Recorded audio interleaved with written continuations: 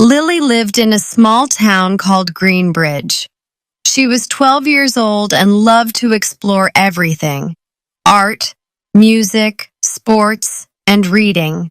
She had big dreams and wanted to be good at all of them. However, Lily had one big problem. She never seemed to have enough time to do all the things she wanted, and she often left important tasks undone until the last minute. Every morning, Lily would wake up feeling excited about the day ahead. Today, She'd say, I'm going to read 2 chapters of my new library book, practice my violin, help Mom in the garden, and finish that art project for school. but by bedtime, Lily had usually read only a few pages, maybe practiced the violin for 5 minutes. If she remembered and barely touched her art project, she would sigh and think. Where did the day go? One Sunday evening, as Lily sat at her desk trying to finish a homework assignment she had ignored all weekend, she felt overwhelmed. The clock on her wall seemed to tick louder than usual, as if reminding her that time was running out. She also remembered that she had a big science project due in just 2 weeks. She pushed away the homework, feeling a knot of worry form in her stomach. Just then, Lily's grandmother, Grandma Lucy, walked into the room.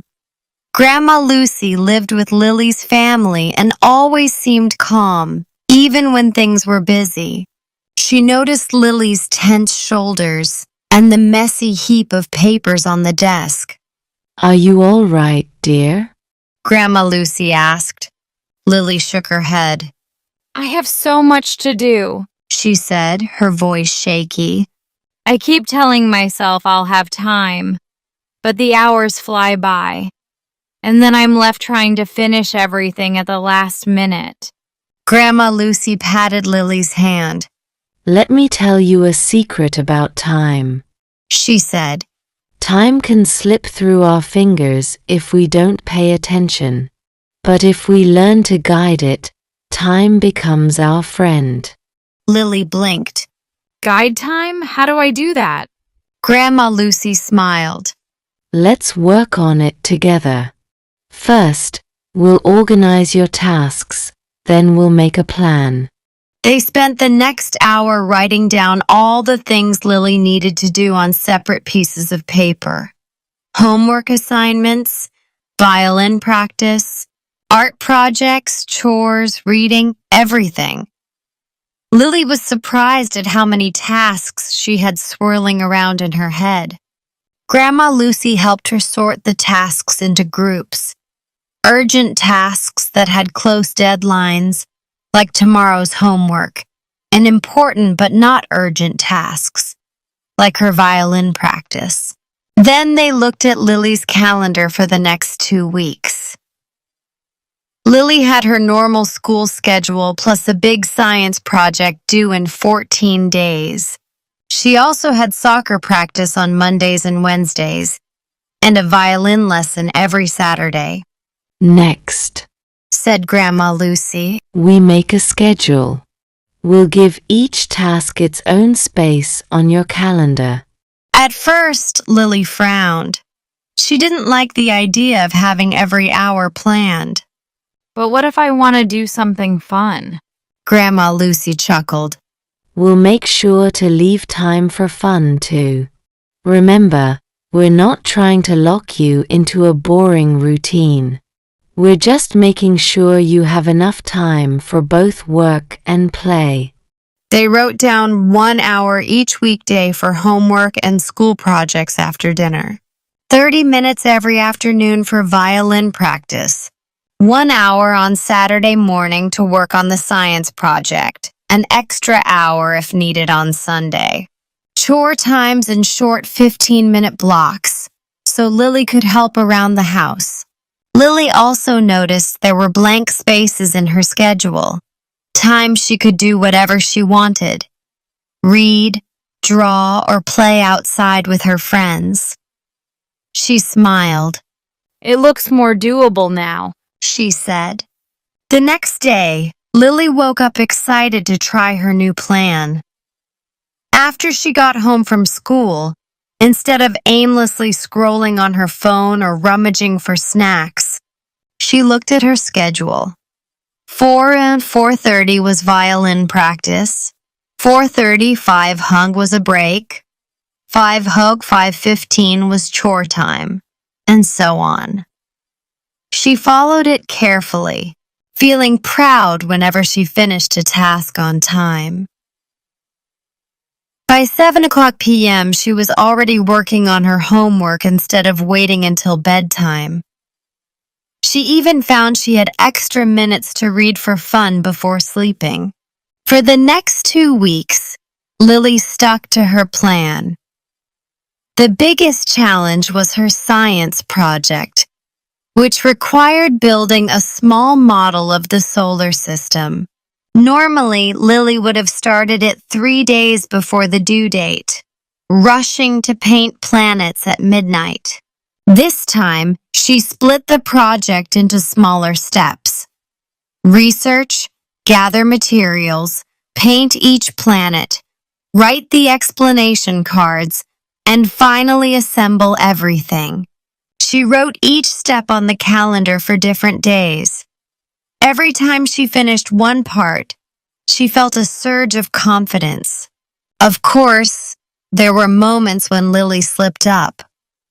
One sunny afternoon, her friend Mia invited her to the park. Lily stayed longer than planned, and by the time she got home, she had to rush to catch up on her violin practice and chores.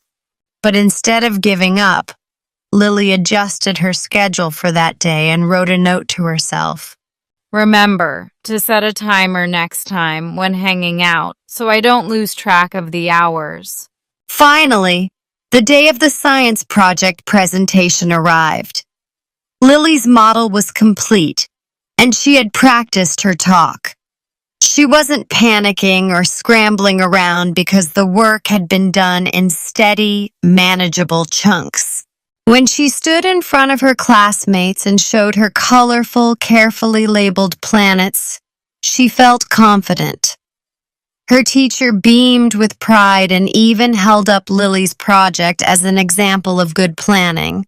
The night after her successful presentation, Lily and Grandma Lucy baked cookies to celebrate.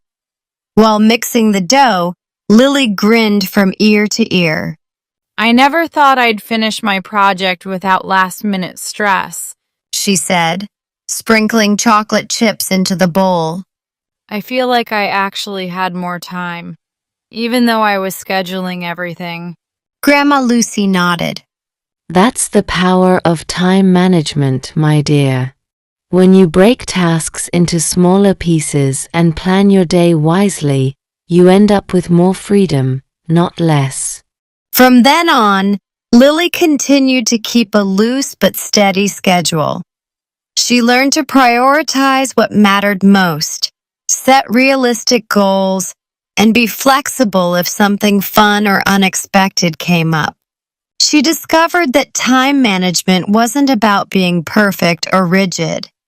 It was about respecting her own goals and giving herself the space to achieve them. She noticed she had fewer worries and fewer nights spent frantically finishing homework. She even found new moments for relaxation, time to play with her cat, doodle her own comics, or just go for a walk. Months later, Lily looked back at how much she had changed.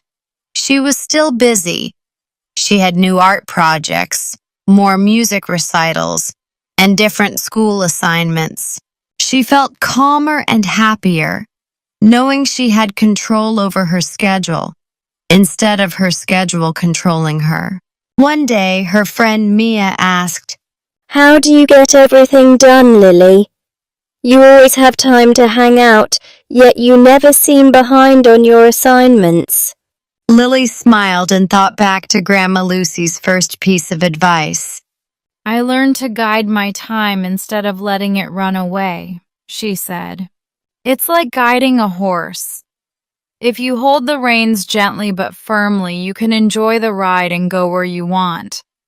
If you let go, the horse might sprint off in the wrong direction and you end up lost. Mia laughed. Well, I might need to try that myself. Moral of the story: time is one of our most precious resources.